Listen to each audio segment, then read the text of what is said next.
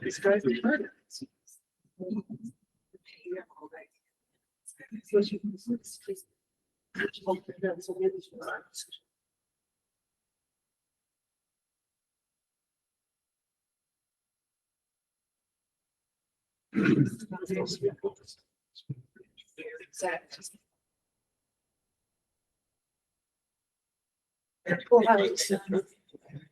You guys hear me?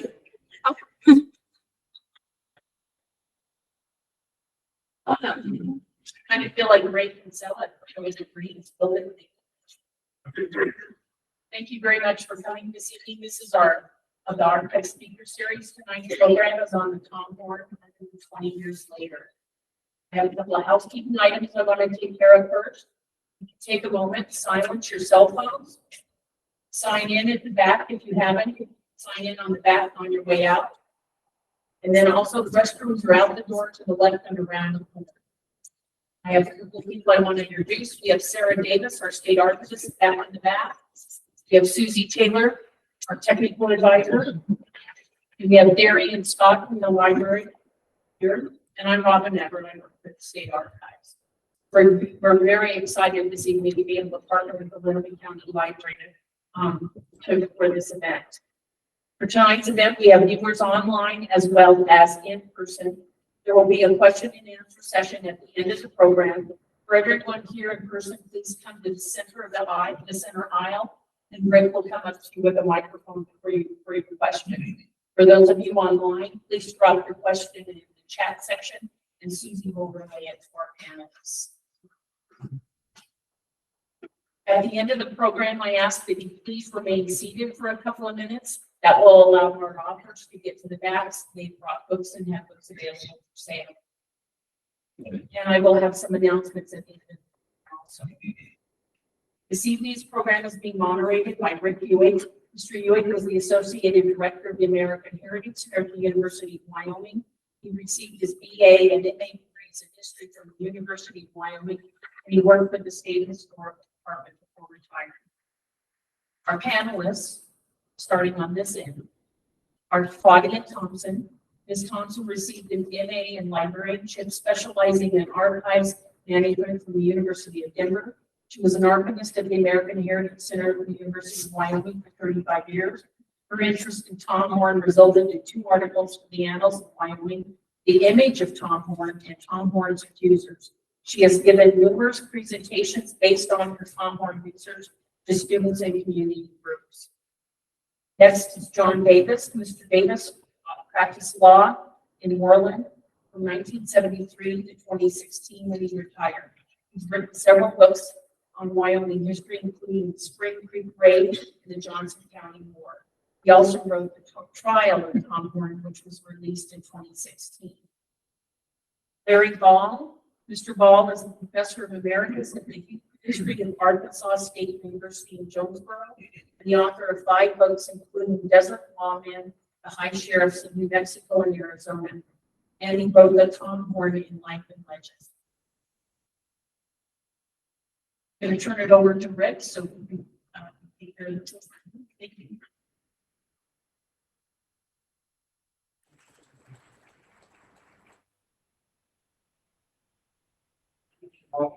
And as we just heard, we are so fortunate to have their opinion to discuss Tom Horn. And so I'm looking forward to this.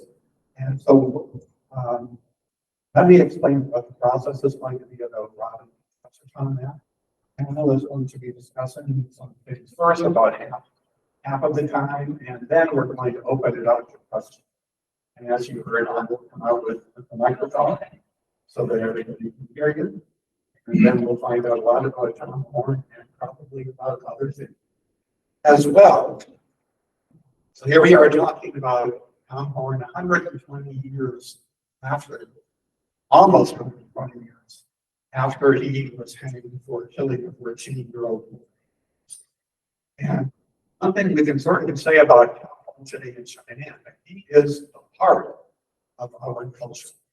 And you can find Tom Horn all around China, and I'm going to show a few things very, very quickly, some fast and some present.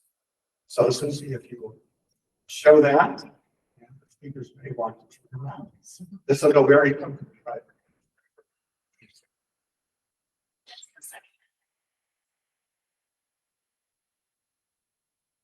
I want to provide some examples of how that cities on the basket.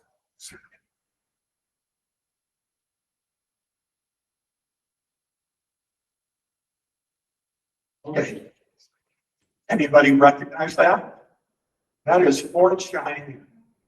It was on 106 Central, late 60s, throughout the 70s, and they were, the owners were trying to encourage tourists as well as townspeople to come. And one of their ads said, "Come and see Tom Horn for Cheyenne." Now, they didn't explain what they meant by see. I'm not quite sure. See Tom Horn, go to Fort Cheyenne in the 70s. Now we're going to jump. About 30 years or so. Susie, are you jumping for me? And this will not be a surprise. On November 20th, 2003, we all know what that is, right? The centennial of Tom Horn's tenure. And so the Cheyenne paper did a very nice story about Tom Horn, the man, the mystery, and the legend.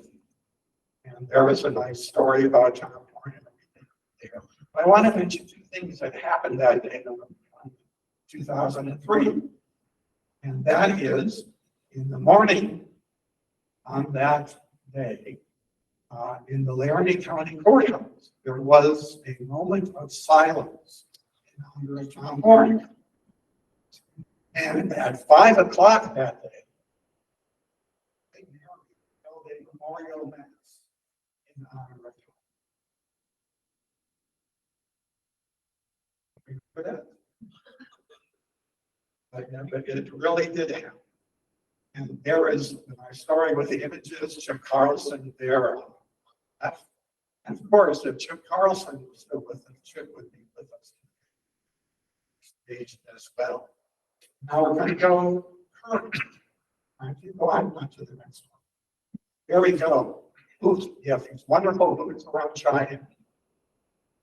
This is the one in front of the courthouse, and it's all about Tom Horn and the tribe, as you would expect. Perfect location. It has images of Tom Horn, John Pope, and all the other people. You can go and look at that anytime. And there also is another boot I wanted to mention. Have you seen this one before? This one is by the Cheyenne Artists Guild in Holiday Park. And as you can tell, this is about the outlaws of Wyoming.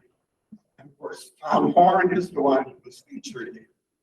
They can never get away from downtown or in the park. But one unusual thing about this, there are two people on the Outlaws of Wyoming boot that should not be there. And you probably can't read that, but it says Cattle Kate Jim Averill. Now that historians would quibble with this because the woman, Ellen Watts, was never known as Cattle Kate until after she died. She was lynched by Wyoming cavalry, as was Jim Averill. They were not outlaws. They shouldn't be. And maybe the Wyoming ranchers who lynched them in the 1880s should be. Okay. Who here is a video game? Tom Horn is now in a video game. There he is, Red Dead Redemption 2. Anybody play that? Probably not. But the creators of that contacted the state archives. Susie sent them photographs of Tom Horn, and they created the image of Tom Horn.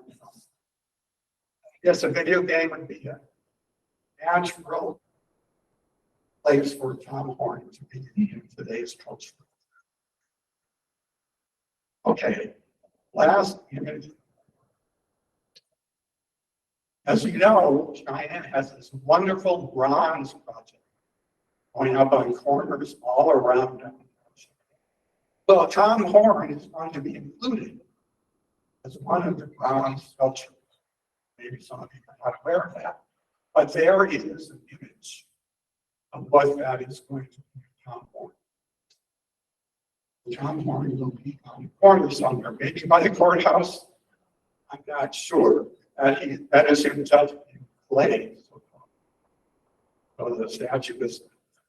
So we'll have Tom Horn on the streets all the time. Okay, so that is my short presentation. Thank you, Susie. So let's get on to discussing Tom Horn. Here we are, 120 years after. So the question which has been asked of me occasionally, why do we still care about Tom Horn so many years later? So who on the panel would like to address that? Somebody has to address it.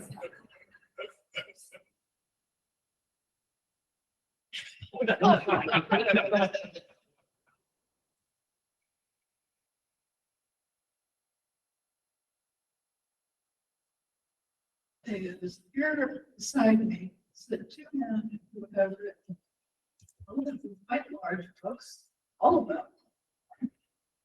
Asking that question, to say. All right, well, first, I think that there's always the simulation of deity. He's beating maybe, but Tom Horn was always the symbol. He was a symbol of different things. He was always the symbol. So I think he's still, especially place sculpture, he's still a symbol of something rather than just himself. So, okay, John, I can write it.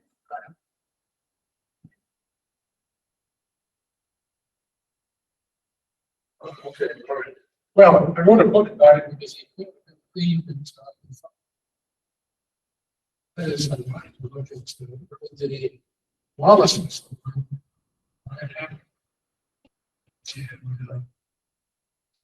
Happened for a lot of reasons. Wyoming, though,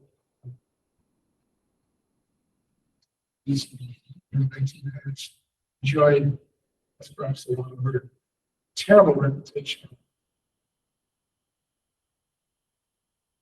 So why is that we have a string of religions? And other the crazy stuff for Johnson Awards, which is it. Right. The tradition of the table of Wyoming is a place of high cowboy romanticism for some reason. I decided, of course, deciding to write this book, that I would research it in great depth. Yeah. The first things I did is to use the great advantages you have when you do research history. That is, you do a word search. Every newspaper has ever been published in the state of Wyoming. That's the first thing I did. And it's Tom Horn and boom, give it to me all of the references you have. I was afraid that it would either consider it, but didn't do that. It would become huge. And I don't remember exactly what it was. It was 900.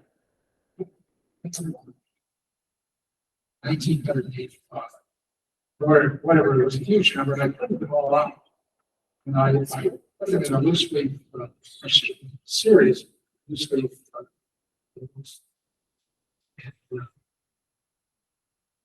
About 6 or 7. those.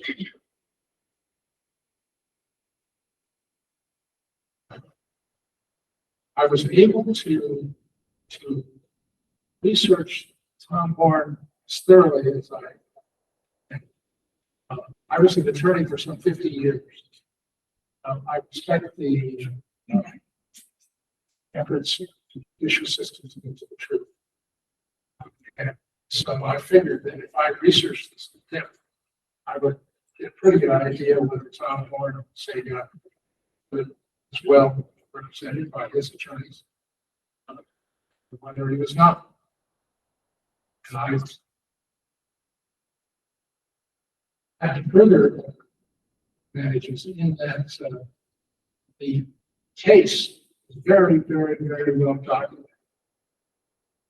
Every component of the Tom Horn trial has sort of ironclad evidence associated. From the beginning, from the day that the day after the body of Willie Nickel was found, they proceeded with interrogating witnesses, taking down verbatim everything they had to say, and that extended over several weeks. And the first time they got that done, they didn't have any idea that they did this, but they proceeded further. And they enlisted the assistance of Joe LaForce.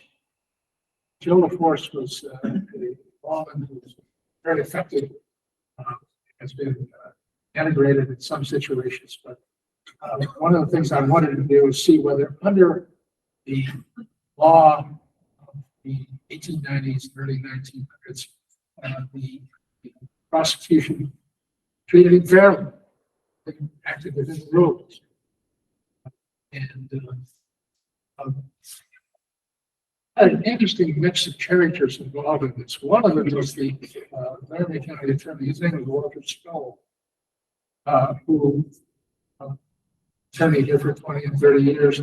Was a very, very odd character in some ways. But it was very clear that he was an extraordinary attorney. Hyper intelligent, hardworking, and absolutely committed to trying to get to the truth. Walter Stoll, as I said, was an Laramie County attorney. And so what happened is that they were able to put together a body of evidence. But they were able to put together a body of evidence which could be evaluated by a court of law. As I say, I've been a lawyer for a long time, and I know when law procedures do what they're supposed to do. That is, get to the heart of a matter and get to the truth.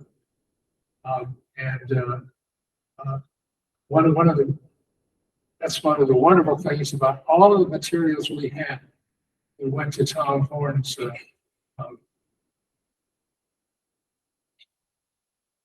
an analysis of Tom Horn's trial. One of the things that Chip Carlson wrote about this was how thoroughly the matter had been investigated. And in fact, it was thoroughly investigated.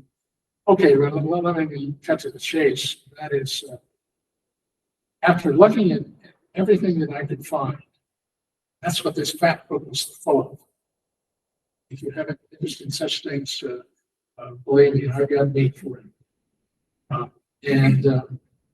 I had to come away with the conclusion, and incidentally, I should mention that one advantage I had, one of the besides practicing law for 50 years or so, is I did a certain amount of criminal law. As a matter of fact, when I was, a period of time, I was the Washington County Public Defender. And the interesting thing is that there was a body of laws called Rules of Criminal Procedure. And it turns out the Rules of Criminal Procedure in 1902, 1901, were the same as when I was the defender. Well, what this made me is made me very comfortable with whether the application of the rules was done fairly and appropriately. And because I had every word that was spoken all the way through the trial, every word that was spoken in the coroner's inquest, every word that was spoken in the preliminary hearing, which incidentally was the most dramatic event in the whole matter. Prior to that time, nobody even knew why Tom Horn had been arrested.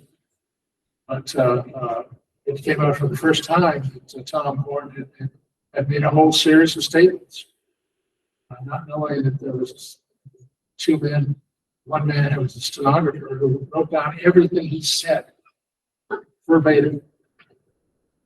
And at this preliminary hearing, this man testified. What he said, in fact, said, what he illustrated is that Tom Horn made a series of comments absolutely incriminating on every single. But John, that's really good. So you brought up the topic about a source that Larry and John came across just a time ago. And that is what John was just talking about. The shorthand taken by Charles Onhouse when he was on the door in Joe LaFour's office. And so, Larry, could you tell us how you and John were able to come across that document? Yes, this was one of the most remarkable developments. Unfortunately, it took place after the book appeared. But in the trial transcript, which, as John says, was or is complete. I mean, we have absolute documentation for the entire judicial proceedings involving Tom.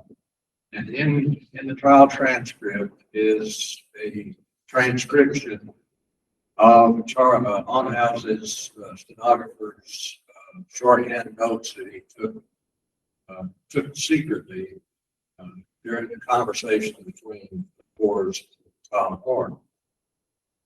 I looked for those notes and could not find them. Then after the book appeared, I was informed that those shorthand notes, the originals, were up at Cody, Wyoming, Buffalo Bill Center. So, in a related fashion, what John and I did was to make a copy of notes. And in a kind of a serendipitous moment, we had to find somebody who could transcribe these notes because they, all I had ever heard of was Greg Shorting. So these weren't in Greg Shorting. I forgot the name of it now, but the former shorthand was. But my brother-in-law, who was in military intelligence and done a lot of puzzle solving and that sort of thing, he loved to tackle this kind of problem. So he found out what type of shorthand this was, and he learned it. And then he transcribed those notes to the library in Cody, and we compared them with the shorthand transcription in the trial transcript, and it's practically identical. So this, to some degree, this simply confirmed what we've been thinking all along, that we cannot find any indications in the trial records at all of any kind of railroading of Tom Horn. It might be. Thank you, Larry. And the images here are a couple of pages of those Charles Onhouse shorthand. And so you can see what a challenge that must have been. Maybe there are some people out there who still know shorthand, but the odds are against it.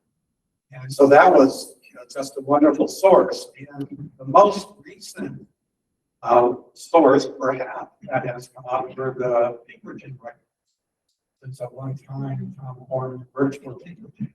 And so, Larry, what did you find in those?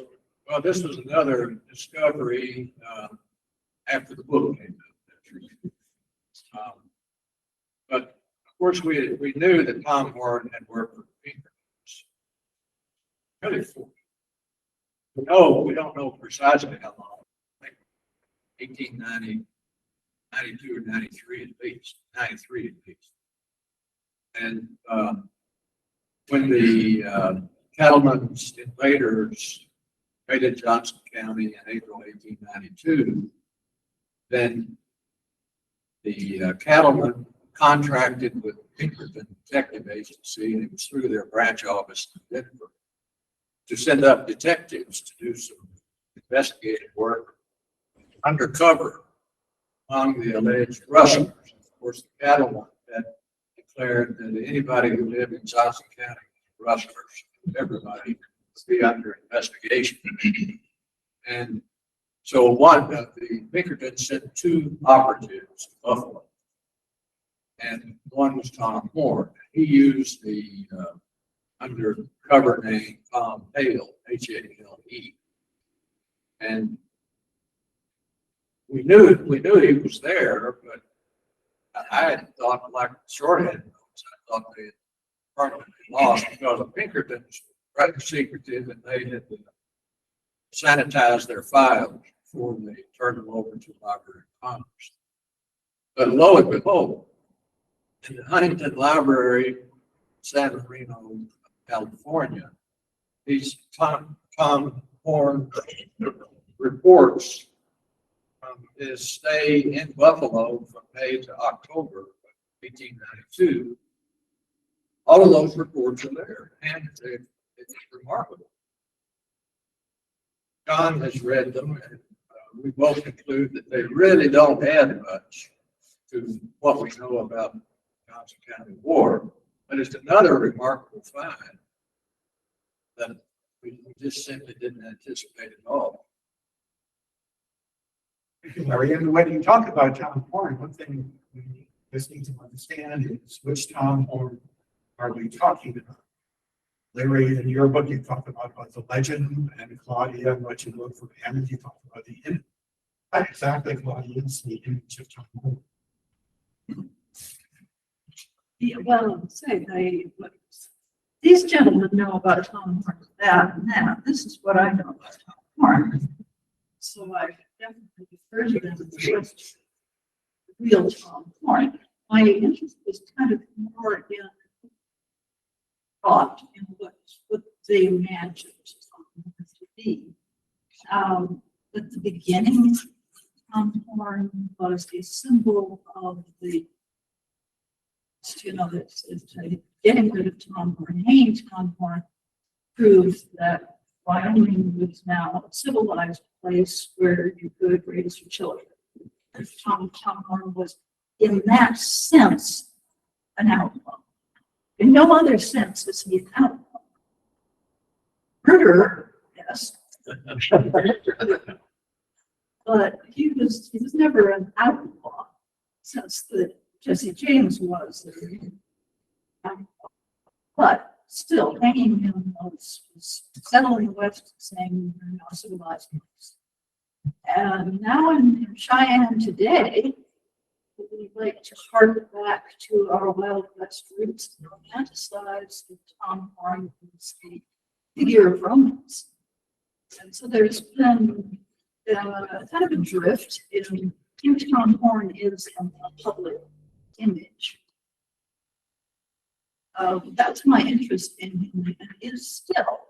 And the reason why I think it's fascinating for us talking about it again. Well, then, since we've talked something now about the legend, John and Larry, maybe you can speak to who Tom Horn really was. Well, I looked at Tom Horn from the standpoint of the law. That's the practiced law for a lot of years, and deep respect for fairly applied law can do, how to reach truths. And that's what I looked at when I was doing all the research. I just repeat what I was saying before. This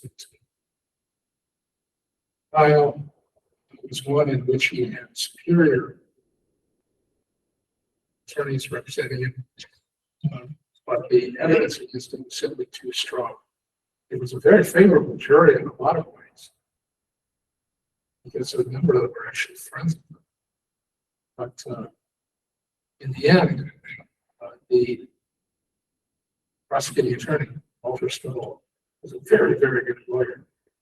Was so effective in his cross-examination, his general presentation, that the jury took a fairly great time for it. It was a big, big case. It wasn't something simply I don't know. And any matter took something like 3 or 4 hours. I have deep respect for the judicial system. Its conclusion was done as it was probably. I came to Tom Horn in Wyoming through the back door. My initial interest in Tom Horn took place in Arizona when I was researching the activities of U.S. Marshals in Arizona Territory. And on at least one occasion, U.S. Marshal asked Tom Horn to serve as deputy. Horn was unable to do so.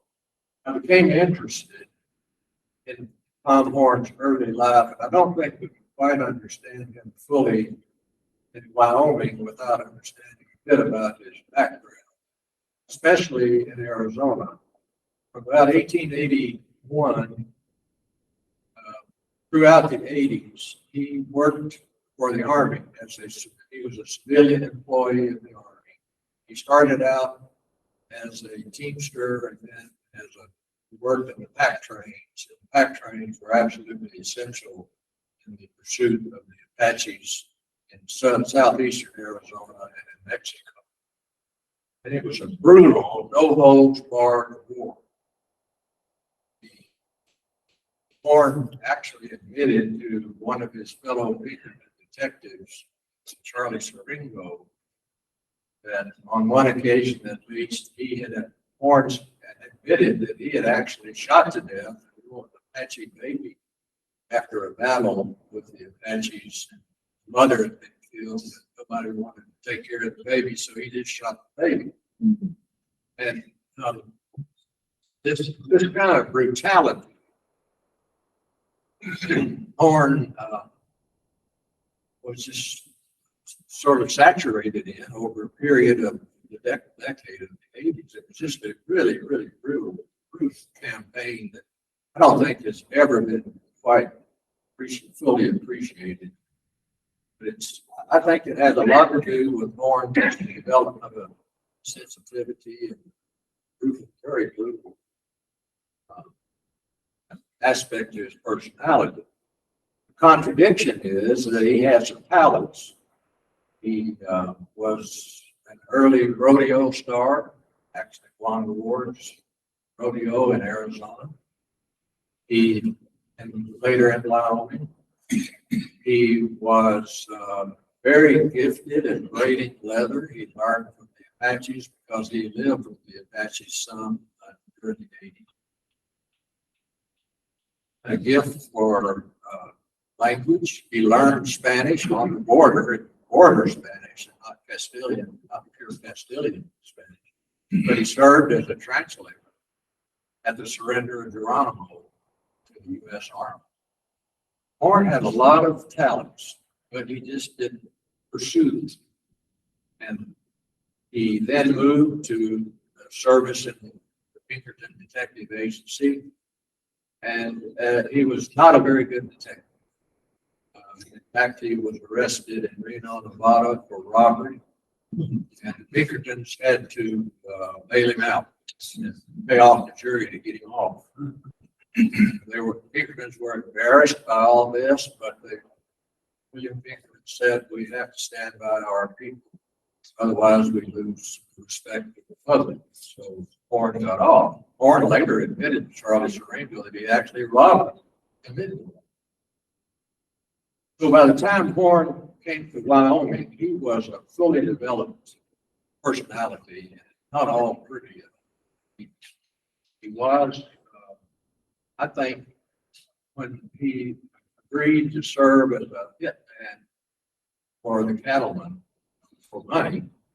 I think he had already developed that personality well before he arrived in. For some of the Horn's talents, he must also have been a fairly good writer since he wrote that book when he was in jail. Let me ask the panel, is that book worth reading about Tom Horn's history? I don't. Anyway. Well, no, I want to say this about John Moore. There's another one of his paradoxes. He was really a rather intelligent guy. You listen to his speech or you read some of his discussions about there or another. He good turning into the English language. He had some real gifts in the arts. And it's hard to put this all together in any coherent way. But also developed other aspects of his personality. Unfortunately.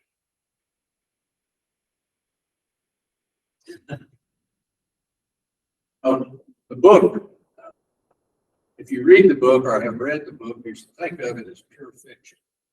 It's a rousing story. I mean, if you read it as a sort of a novel, it's fun. And it's clear that, as John says, that Horn had a command of the English language. We know that he had gotten an elementary education, but he claimed later that he was stationed around Army posts in Arizona for so long. And he wasn't sort of an avid reader, so Army officers would loan him books. So he continued to read. So the book he wrote while he was in jail here awaiting hanging is really a great story. There are occasions in it when John agrees with me, I think, that sometimes he inadvertently tells the truth. but it's inadvertent. He's not really, if you read literally, he's in the center of every piece of action in the Apache Wars. We know he was there. A lot of times, though, he was a packer. He was in the pack train taking care of mules. He always put himself in the middle of the shooting. So I found that it was very, very difficult to use the book in any way. When I started working on the biography of Horn, of course, I started there with his autobiography. But it quickly occurred to me I'm going to have to put that aside. And so I had to start digging. The research took a long time. I spent on and off about 12 years on that book. By no means continuous 12 years. And I made numerous trips to the National Archives in Washington working the Army record because I knew he had spent all those years in the 80s around these Army folks that he was a civilian employee. The Army never lost a record. It's amazing what has survived the U.S. Army Archives and the National Archives. Switching gears here a little bit, but continuing to talk about Tom Horn. Did Tom Horn have a code? His Western code that he applied? We had a counter code there. There's certain things that sort of surprised you about it. One of the things is that he had deep relations to his employers, and he would not give them up. We see a lot of that right now on the news. And even doing it. But Tom Horn did have some standards. Oddly and not consistently applied. He was not all of one thing or another. Complex personality.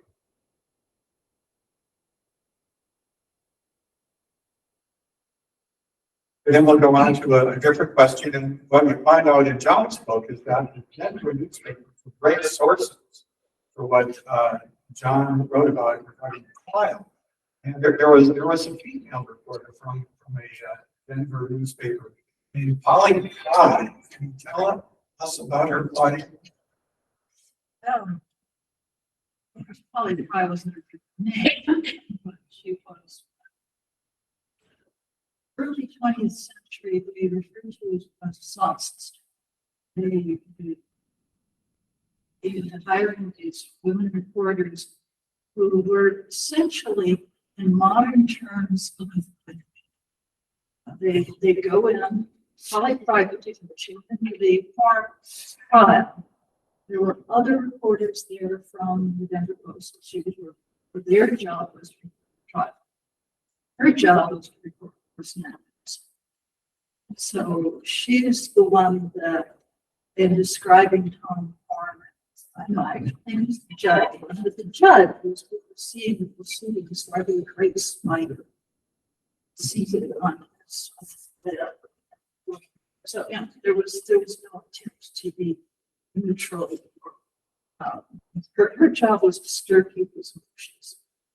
And that undoubtedly had, I would think, some effect on the public. I don't know that it would have had an effect on the jury. John, was there any way the jury could be exposed to the kind of journalism that was in the public? They could have been, but I don't think they were. And she was an excellent writer. Said things that people were interested in. So, Well, and so, John, let's stick with this. You discussed the sources, and you also brought up Walter Stoll, the prosecutor. How would you evaluate the attorneys on both sides? This lawyer's mistake.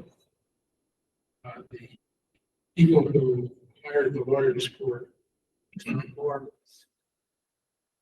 thought what they thought would be the best legal talent in the state. There's something to it. I thought that they did a remarkable job. What's even more remarkable, though, is that the response of Walter Stoll, prosecuting attorney, he would erroneous and very effectively be presented to a jury that it was. Comments on that? They're talking about Walter Stoll at dinner, and we all agree that he was remarkable. Going way out of the left field here, but just as Tom Horn had really good talents, also very, very bad talents, Walter Stoll was, he could be brilliant. He was in the trial. Just no doubt about it. As you read his works, trial transcript, he was very bright. But he also was a bit unstable. And we think, we're not quite sure, but it's possible that he spent some time in the state sanitarium. And on one occasion, he sort of went off the deep end and crashed through the window of a good friend's home right into the friend's house. Just inexplicable. But at the same time, he was brilliant. It just showed how personalities can be so mixed. Okay, then let's see if there are any questions from the audience. Anybody would like to start? Over there.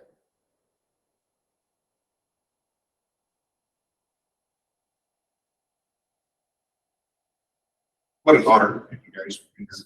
I've followed Tom Horn most of my life. Of course, it's fun to live here. Sometimes walking these steps. Be places that it was. Three real quick questions. The first, is there any reference that you guys know on Pleasant Valley War, the Territory Feud, East Mission after he was in the Apache Wars, 488 Wyoming?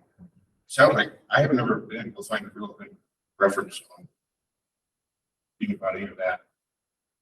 There are several books. The pioneer one was about Earl Forrest. You've seen that one? Yeah. Earl Forrest, Arizona's Dark and Bloody Ground. And there are others. If you'll talk to me after meeting, I'll try to remember them. If not, I can send you the titles. There are several books. The problem is corn is hard to find. He mentions in his autobiography that some of his friends, apparently the Tewksbury's, came down and recruited him to go up and help and fight the Valley War. But I just have not been able to find much detail about that at all. Second thing, you already answered part of the question. I was very pleased to get that, but I never could figure out what brought Tom to Wyoming. In the book, The Longest Road, and then there's at least one or two paragraphs devoted. That guy claiming that Tom Horn was with the invaders and snuck out after they were attacked. I think so. No, that's an error. Probably that's William Walker. Yeah. Walker probably was just confusing that moment with an authentic one later, but he must have bumped into Horn or heard something about it. No, Horn, it's almost impossible that Horn could have been there at the death of Nick Ray and Jay Champion. That because 4 days after that shooting, Horn, as a Pinkerton detective, helped make an arrest in Denver. This would be very, very difficult for him to. In the final comment, real quick, on how Tom Horn is perceived in your comments about how it was the West was now safe for children because of Tom Horn. You know, I think I would, personal opinion, elaborate on that. In fact, it was also a little cowman, little farmers and ranchers victory over corrupt cattle parents. And from my reading and understanding, and also family business, I think that is part of it too. We were able to overcome that. That certainly was Tony Cross. That was exactly what she wrote for the Denver Post, is that this was a victory over the imperialist ranchers. Yeah. Can I say something? I think that most of the little guys thought exactly the same way. One of the things that happened during this period of time, one of the reasons why Tom Horn didn't get a lot of sympathy here, is that after he would kill somebody, he'd get drunk in some of the bars around Laramie and Cheyenne and brag about it. And these weren't very big communities. Biggest town in the state then was Cheyenne, was 14,000 people. And he said, right. Thank you. Any questions?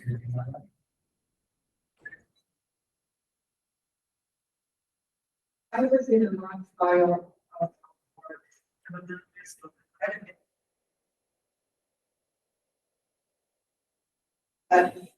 we exonerated him.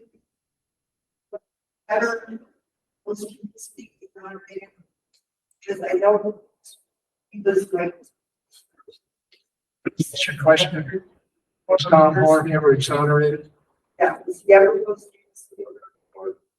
No, he was not. As a matter of fact, they made a specific appeal for a leniency. The governor ruled strongly against it.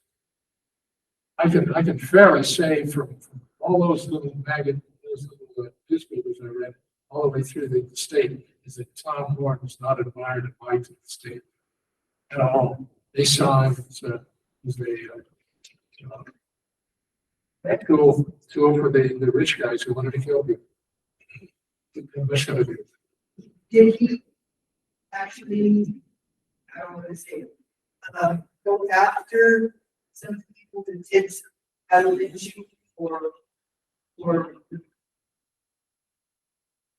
He did some things that way. He murdered some men. He shot them from a distance, 200, 300 yards away. Certainly no due process in the court of law that established what they'd actually done. So, alleged against them. One of the problems here is that there was a huge economic battle between the big cattle and the little cattle. The big cattlemen devoutly believed, many of them, that these little guys were standing in line. Yours He associated. did very much. He was more in classes. The Wyoming Stockbrokers Association, as it first began, was a group of rich people. They were the only ones that were allowed in there. I was talking to somebody here a little while ago, noting that in 1893, all the rules were changed. The little guys, the guys who didn't,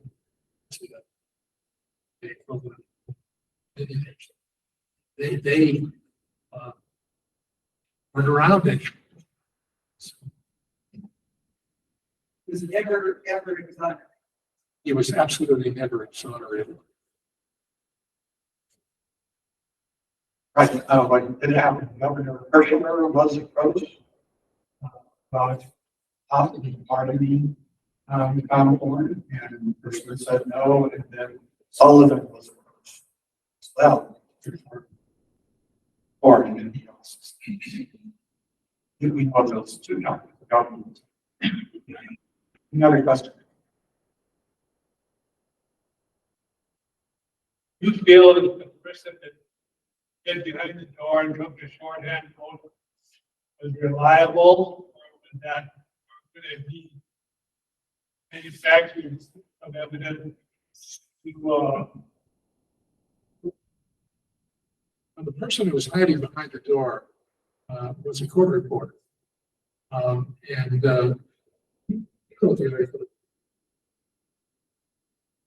did. Well, we both did. Oh, there was an effort on the part of Orange defense attorneys to try to discredit the shorthand. And Onhouse did admit on the stand that he did not take down in shorthand the entire conversation between the Fords and Horn. What he took down was that part that was critical, in which Horn actually admitted to the killing of Willie Nichols. But the judge held notes as legitimate part of the evidence, and the defense was sort of stymied. It couldn't go any further in regard to the shorthand notes. I want to say along those lines, so there was a lot of cross-examination with Horn about his contention that somehow they were being unfair with it. And he didn't do it very well. Walter Stone was a totally clever cross-examiner. He asked me questions that just typed. So I want to ask, when next confession, I thought, well, it's just possible that he was exaggerating or making claims. It himself seemed more evil. That is my specialty. It was a bit of a braggart. Is there any possibility through your minds that he was bragging rather than telling the truth at that point? I think he was bragging, but I think he was telling the truth. There's too much independent, verifiable evidence that shows events that show that he gunned down people very. It's correct. God, you might seem surprised that the jury even followed through and did call Horn guilty. Why were you surprised? But the reason I was surprised at that is that the jury was, to all intents and purposes, to all appearances, was very, very favorable. They were friends of his on sit-down. And this is the time, remember, there was something of an economic battle between big cattle and the little cattle. And there were people that just thought that there were folks who were stretching their antagonism for the side. Really, none of that. Is there a question from online?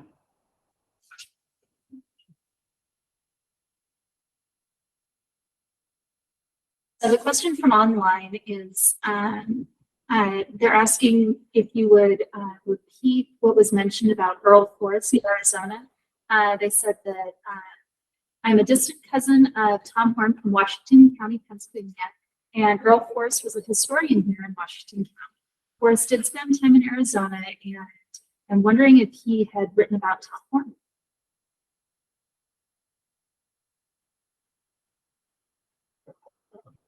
I don't remember that Earl Forrest wrote it specifically about Tom Horn, but now it's been some time since I've read Forrest's book on Pleasant Valley War. It's called Arizona's Dark and Bloody Ground. It's a pioneer work, and Forrest did, I think, have access to some good sources in there. And so it was a good book, but more research has been done. And so I think you could find probably fuller coverage of the Pleasant Valley War and subsequent.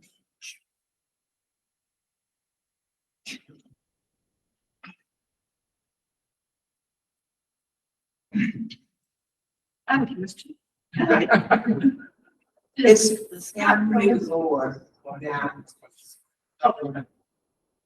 family lore that my great grandfather served on the jury, jury.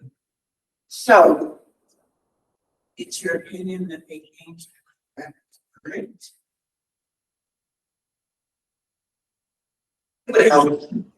Well, actually, that is my opinion. Reason why is that it's consistent with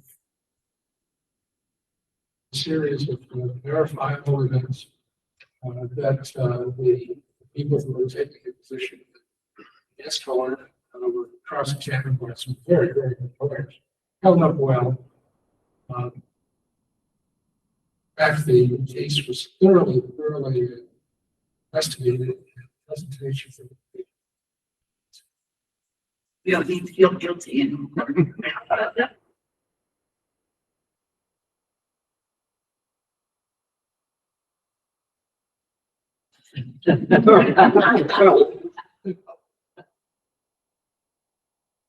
Yes, I got a question about the confession of Tom Horn. A little bit of background. My family ranch is right in the middle of all this. We were right next to the Nickel and the Miller Ranch. And Tom Horn was right to our property, that property up there. What's the name of your family? Schaefer, S-H-A-F-F-E-R. And as far as your investigations, that you did very thorough investigation. My family was never, it did, my dad did give a testimony. And this testimony, my grandfather did. And grandfather, a standard old-time rancher at that time, his answers, if we could find the affidavit, which I'm sure we can. His answers were something like, nope. Yep. Hasn't been, he would not expand on this. But the general feeling in the ranchers around that area at that time was that the Miller-Nickel fight was so bitter that Mr. Miller did have a good chance that he went after the Nickel kid thinking he was old man Nickel. The convention itself, I found that several times I've read, I don't know if you guys books, but for Tom Horn had kind of early and been drinking and swimming before he went in there. So he could be considered perhaps drunk, used 2 drinks and drive, while perhaps he had at least his 2 drinks or more. And so therefore, the lawyers, good lawyers and judges, it seems like they would have said, no, wait a minute, what conditions was this confession given? Well, that one wasn't great yet. Both sides went into great. And usually when somebody's testifying, why you see the guy, you instead of being hiding behind a door, taking notes to be laid on the floor. Why it seems like he should have been out for Tom Horn to see if somebody was writing down. That wasn't the law at the time. Well, I know it's. I doubt you get very many people who would stand right there and say, I'm going to testify against Tom Horn. He was legally fair.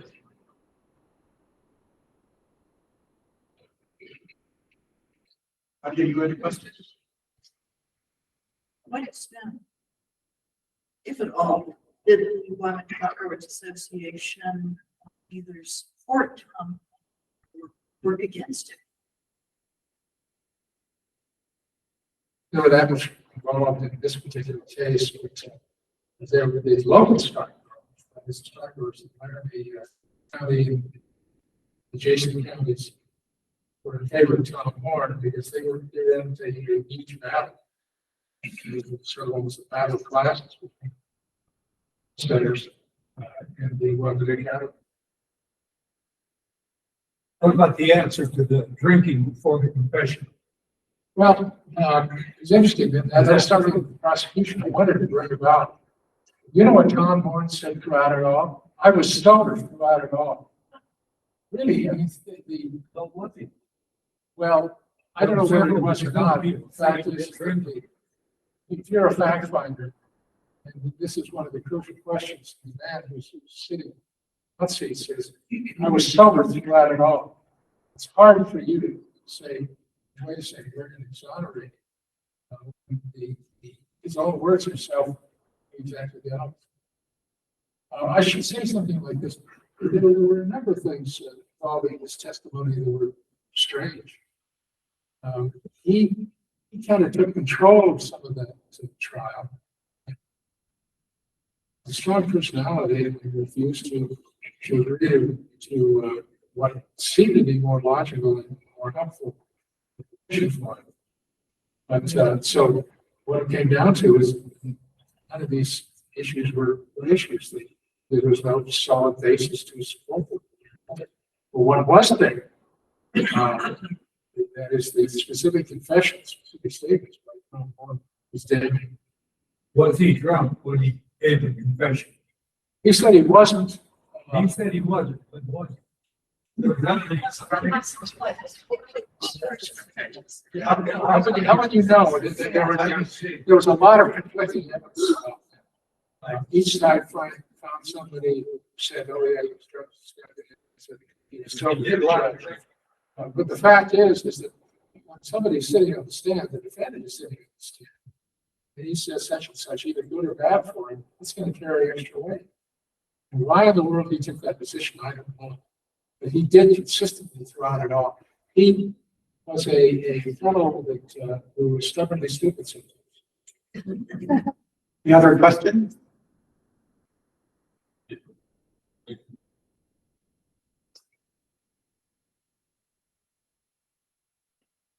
Why did it take so long for them to charge Tom Horn? I mean, if he was killing other people, why did it take for him to murder like nickel?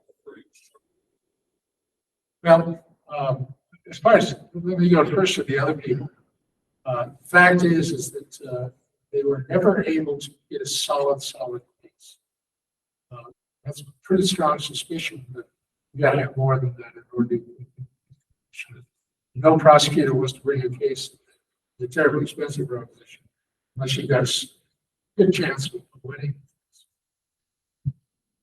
Are you had a question?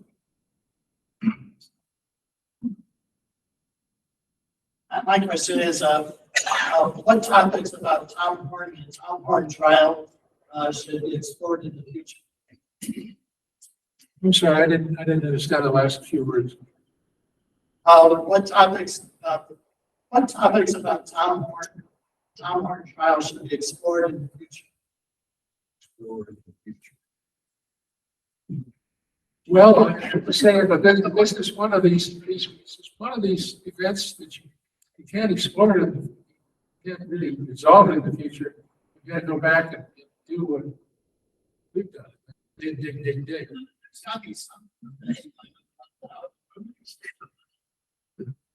So I guess the question is, If you find that out, let me know, because I've been burrowing into this thing for years. That's the question. Actually say that.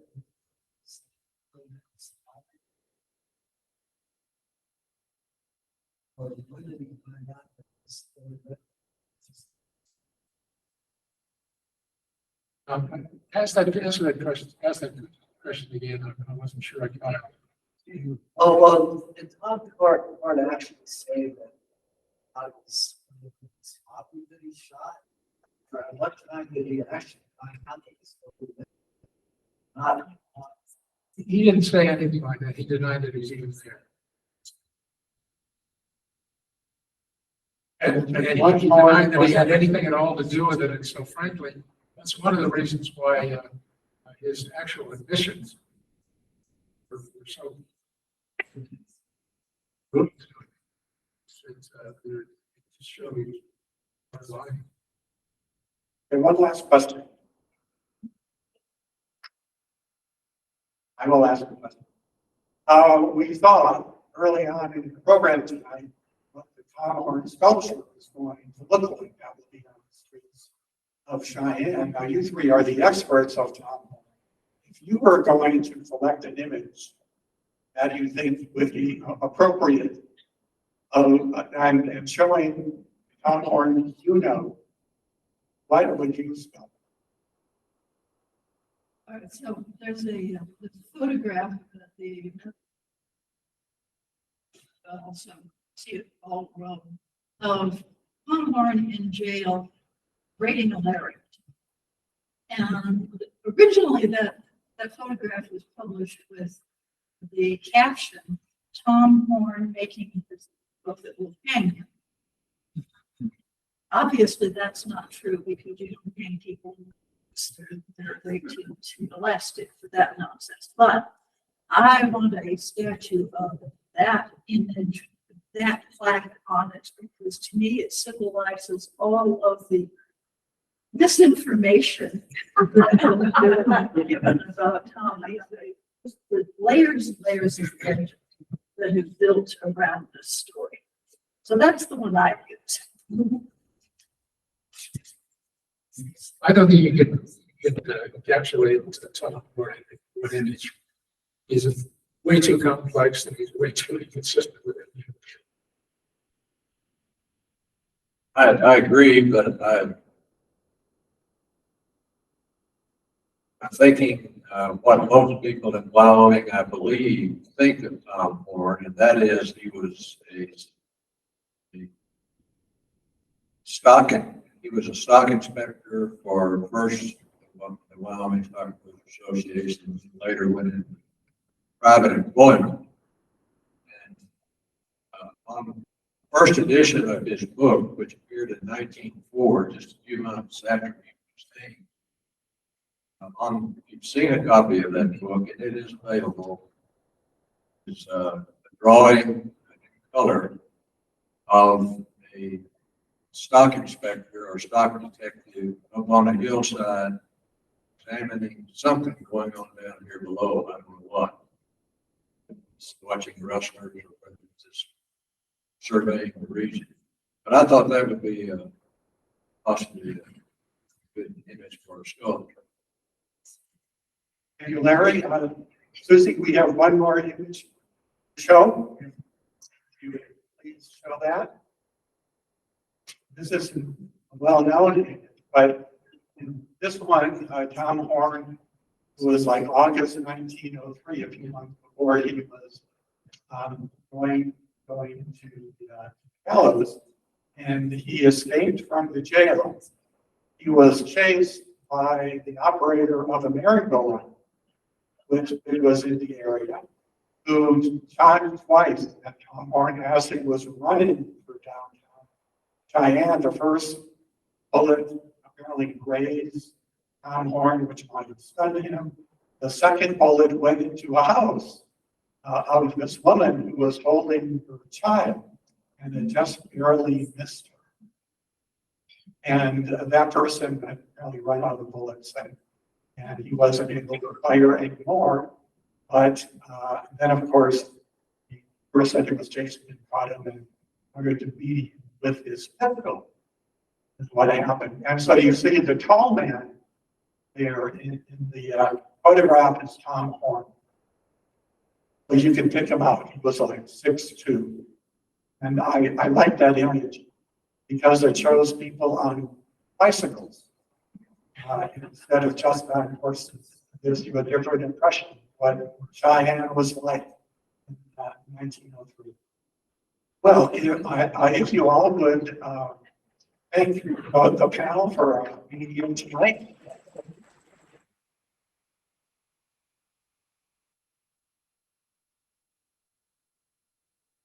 John and Larry need to come back here so that they are at the table where they can sign the books. And so if you please be there, Robin has a few more announcements. So, Larry and Tom and John, if you want to go to that, they have books back there.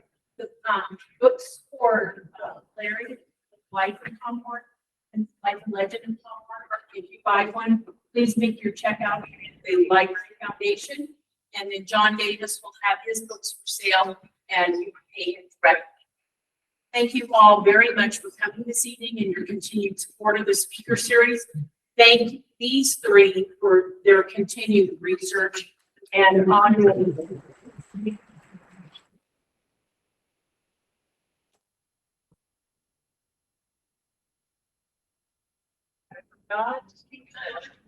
And thank you, Darian Scott and the Laramie County Library. And please be certain to pick up a calendar at the back of the Dark Speaker Series in the library. On October 30th, we have former Governor Paul.